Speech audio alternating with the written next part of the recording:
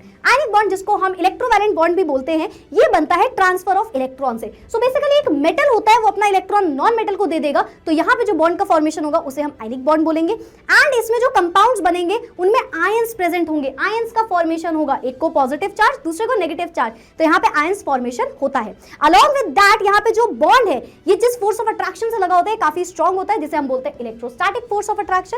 And जो compounds ये अपने होते हैं आयनिक या इलेक्ट्रोवैलेंट कंपाउंड जो होते हैं, इनका अगर हम बॉइलिंग और मेल्टिंग पॉइंट देखें तो जनरली ये दोनों ही काफी ज्यादा हाई होते हैं। अगर हम इसके कुछ एग्जांपल की बात करें तो sodium chloride, magnesium chloride, calcium oxide, बहुत सारे इसके एग्जांपल हैं।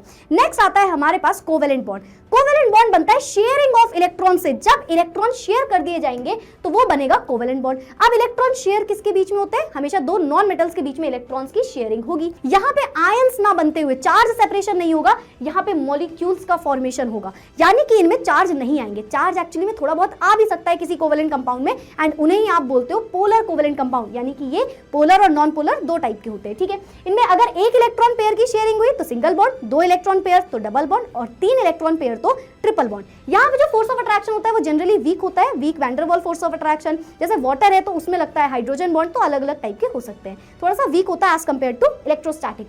यहाँ पे जो कंपाउंड्स बनते हैं, यानी कि जो अपने कोवेलेंट कंपाउंड्स होते हैं, इनका मेल्टिंग और बॉइलिंग पॉइंट जो होता है वो ज्यादातर लो होता है। फॉर एग्जाम्पल वाटर हो गया, अमोनिया हो गया, मीथेन हो गया, इवन HCl। अब HCl में पार्शियल पॉजिटिव और पार्शियल नेगेटिव चार्ज होता है, बट स्टिल ये कोवेलेंट कंपाउंड है। पार्शियल मतलब थोड़ा थोड़ा पॉजिटिव नेगेटिव चार्ज है, तो इसीलिए इसको हम पोलर कोवेलेंट कंपाउंड की कैटेगरी में रखते हैं। लास्ट आता है हमारे पास डेटिव बॉन्ड, जिसे हम कोऑर्डिनेट बॉन्ड के तरीके से भी कई जगह सुनते हैं। और ये डेटिव बॉन्ड होता क्या है? ये टाइप ऑफ कोवेलेंसी ही होती है, यानी कि कोवेलेंट बॉन्ड की तरह ही होता है। डेटिव बॉन्ड में हमेशा कोवेलेंट बॉन्ड भी प्रेजेंट होता है इनफैक्ट, तो डेटिव बॉन्ड भी एक ऐसा कोऑर्डिनेट बॉन्ड है यू कैन से, जो कोवेलेंट बॉन्ड की तरह ही है, टाइप ऑफ कोवेलेंट बॉन्ड है। बस इसमें होता क्या है कि जो कोवेलेंट बॉन्ड में एलिमेंट्स प्रेजेंट है उसमें एक एलिमेंट ऐसा होगा जो अपने दोनों इलेक्ट्रॉन देने के लिए तैयार है किसी और को। एक इलेक्ट्रॉन नहीं, दोनों इलेक्ट्रॉन एक ही तरफ से आ रहे होंगे, तो इस बॉन्ड को हम बोलते हैं कि ये हमारा कोऑर्डिनेट बॉन्ड। ठीक है, दूसरे वाले ने कोई भी अपनी तरफ से काम नहीं किया।